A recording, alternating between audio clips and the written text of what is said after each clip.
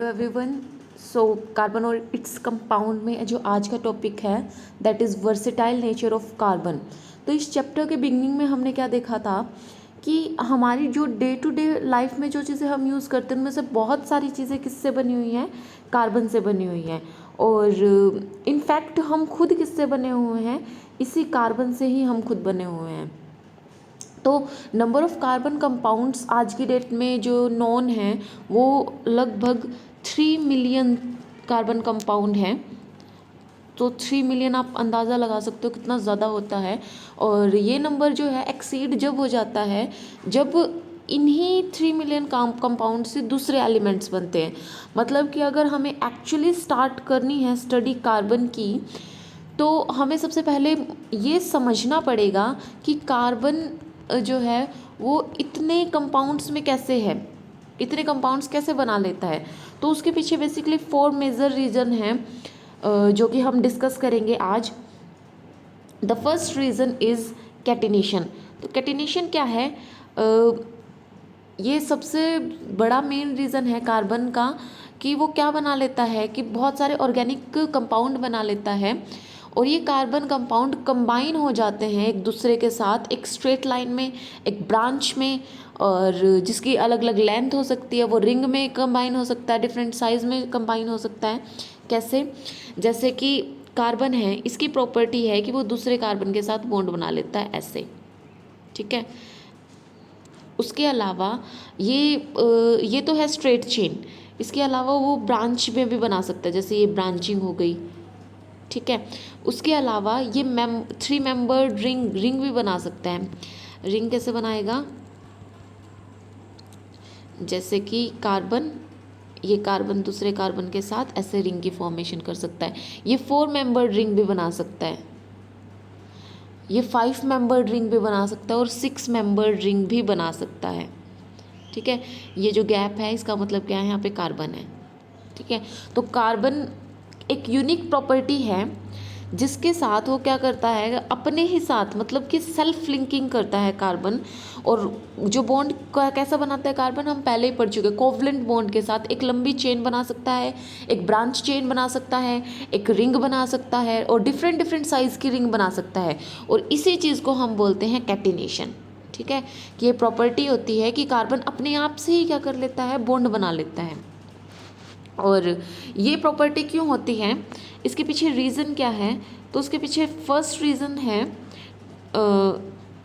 जो है small size. इसका साइज़ कैसा होता है, स्मॉल होता है, ठीक है। दूसरी प्रॉपर्टी है कि इलेक्ट्रॉनिक कॉन्फ़िगरेशन इसकी। और थर्ड जो प्रॉपर्टी है वो स्ट्रेंथ, कार्बन कार्बन जो बॉन्ड होता है उसकी स्ट्रेंथ, ठीक है। तो दोनों जो कार्बन और सिलिकॉन सिमिलर वैलेंस इलेक्ट्रॉन होते हैं। जैसे कार्बन और सिलिकॉन हैं, इनकी इलेक्ट्रॉनिक कॉन्फ़िगरेशन सेम होती है। इलेक्ट्रॉनिक कॉन्फ़िगरेशन का मतलब क्या है, जो लास्ट का इसमें आउटर मोस्ट वैलेंस शेल है उसके अंदर 4 इलेक्ट्रॉन्स हैं दोनों की, ठीक है। लेकिन कार्बन कैटिनेशन बना लेता है, सिलिकॉन नहीं बना पाता, ठीक है। कार्बन जो है कैटिनेशन करता है बहुत बहुत अच्छी एक्सटेंट में करता है एज़ कम्पेयर टू सिलिकॉन। जैसे कि कार्बन क्या बना लेता है, वो कंपाउंड बना लेता है हाइड्रोजन के साथ भी, ठीक है। मतलब कि 100 ऑफ कार्बन एटम्स एक साथ ज्वाइन हो सकते हैं। और ये कार्बन एटम जब हाइड्रोजन के साथ मिलते हैं तो इसको हम बोलते हैं हाइड्रोकार्बन, ठीक है, हाइड्रोकार्बन। तो वो बहुत ही ज़्यादा स्टेबल है नेचर के अंदर। और दूसरी तरफ सिलिकॉन क्या बनाता है, कंपाउंड बनाता है हाइड्रोजन के साथ जो कि चेन में बनाता है ओनली 7 या फिर 8 एटम्स की बनाता है, ठीक है। ये जो कंपाउंड है सिलिकॉन के जो हाइड्रोजन के साथ उन्होंने बॉन्ड बनाया है उसको बोलते हैं सिलेंस। और ये बहुत ही ज़्यादा रिएक्टिव होते हैं। और मेन रीज़न इसके पीछे क्या है कि जो ग्रेटर एक्सटेंट कैटिनेशन है कार्बन एटम का सिलिकॉन एटम के ऊपर, जो कार्बन कार्बन बॉन्ड है वो ज़्यादा स्ट्रॉन्ग है। इसको तोड़ने में 355 किलो जूल पर मोल लगता है, जबकि सिलिकॉन बॉन्ड को तोड़ने में ओनली 200 किलो जूल पर मोल ही लगता है, ठीक है। तो इस डिस्कशन से हमें ये पता चलता है कि मैक्सिमम टेंडेंसी क्या है कार्बन की, वो क्या बना लेता है, कैटिनेशन बना लेता है। और इसकी वजह से वो क्या बना लेता है, बड़े बड़े जो कार्बन कंपाउंड है वो बना लेता है। ठीक है। दूसरी चीज़ है टेट्रावैलेंसी। तो कार्बन जो है इसकी वैलेंसी कितनी होती है, 4 होती है। ठीक है, कार्बन की वैलेंसी कितनी होती है, 4।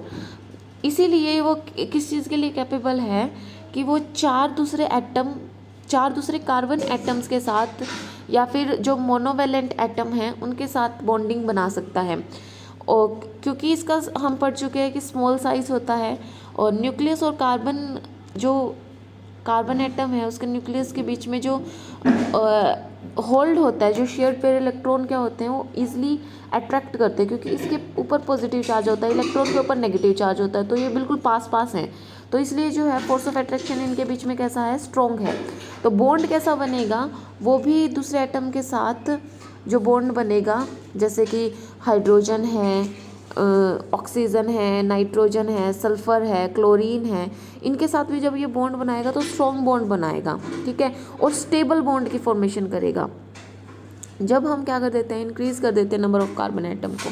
ठीक है, उसके अलावा इसके पास वो क्या बना सकता है, इसके अलावा ये जो है मल्टीपल बॉन्ड के साथ, तीसरी जो चीज़ है वो मल्टीपल बॉन्ड बना सकता है ये। ठीक है, क्योंकि इसका स्मॉल साइज़ है तो इसलिए वो डबल बॉन्ड भी बना सकता है, कार्बन कार्बन ट्रिपल बॉन्ड भी बना सकता है। और ज़रूरी नहीं कार्बन कार्बन के साथ ही, वो ऑक्सीजन के साथ, सल्फ़र के साथ, नाइट्रोजन के साथ, ठीक है, कार्बन ऑक्सीजन, कार्बन नाइट्रोजन, इस तरीके से नंबर ऑफ़ बॉन्ड बना सकता है, नंबर ऑफ़ कंपाउंड बना सकता है। उसके बाद जो फोर्थ प्रॉपर्टी है that is isomerism. Fourth property है आइसोमेरिज्म। तो ये एक बड़ा रीज़न है जिसकी वजह से कार्बन कंपाउंड जो है आइसोमेरिज्म बना लेता है। अभी आइसोमेरिज्म क्या होता है, तो एक जब मॉलिक्यूलर फॉर्मूले को हम अलग अलग स्ट्रक्चर्स के अंदर दिखाते हैं, डिफरेंट जिनकी प्रॉपर्टीज़ होती हैं उनको हम आइसोमेरिज्म बोलते हैं। मतलब कि केमिकली तो एक ही चीज़ है, ठीक है, लेकिन उसके स्ट्रक्चर को हमने अलग अलग दिखा दिया। एग्जाम्पल लेके समझते हैं, जैसे कि तुम है ना आगे पढ़ोगे, आगे चैप्टर में C4H10 है, ठीक है, इसके 2 स्ट्रक्चर्स बन सकते हैं। और जो C5H12 है इसके 3 स्ट्रक्चर बन सकते हैं। इसी तरीके से C6H14 है, इसके 5 स्ट्रक्चर्स बन सकते हैं। केमिकली C6H14 ही है लेकिन स्ट्रक्चर हम इसके अलग अलग बना सकते हैं। तो नंबर ऑफ़ डिफरेंट स्ट्रक्चर एक ही मॉलिक्यूल के वो क्या बना देता है, इंक्रीज़ हो जाते हैं। इसी को हम आइसोमेरिज्म बोलते हैं। ठीक है, जैसे कि अगर एग्जांपल लेते हैं कि कार्बन के मैंने जैसे C4H10 बोला था, तो एक तो इस तरीके से बन सकता है, ठीक है, C4H हम यहाँ पे बॉन्डिंग बना लेंगे। उसके अलावा हम इस कार्बन को हटा के कहीं और भी लगा सकते हैं, जैसे हमने यहाँ पे लगा सकते हैं, ठीक है, यहाँ पे या फिर यहाँ पे भी लगा सकते हैं। तो स्ट्रक्चर जो है वो कैसा हो जाएगा, अलग अलग हो जाएगा। तो इसके 2-3 स्ट्रक्चर बन गए, 2 स्ट्रक्चर बन गए। तो कार्बन की जो है 4 मेजर प्रॉपर्टीज़ हैं जिसकी वजह से ये जो है वर्सेटाइल है। तो फर्स्ट हमने पढ़ी कैटिनेशन के साथ, मतलब सेल्फ लिंकिंग प्रॉपर्टी, अपने साथ ही बॉन्ड बना लेता है। दूसरा टेट्रावैलेंसी है, 4 बॉन्ड बना सकता है, खुद के साथ भी और दूसरों के साथ भी। मल्टीपल बॉन्ड बना सकता है, मतलब double bond, single bond, triple bond.